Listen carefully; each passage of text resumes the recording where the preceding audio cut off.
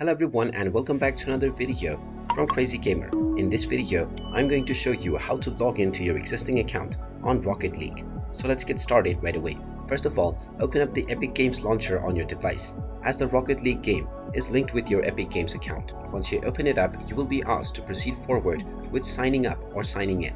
You can use any one of your linked accounts if you have linked your account with them by clicking on the corresponding buttons. Otherwise, just enter your email address within the email address box.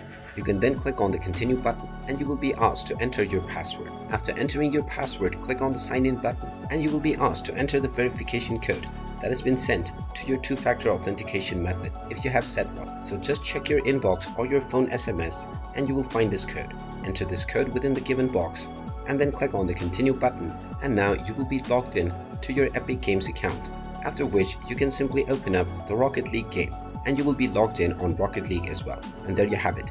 That is how easy it is to log into your account on Rocket League. If you find this video helpful, make sure you hit that like button and subscribe to our channel if you haven't done so already. Also ring that notification bell to never miss another update from us. Thank you for watching and I will see you again in the next video.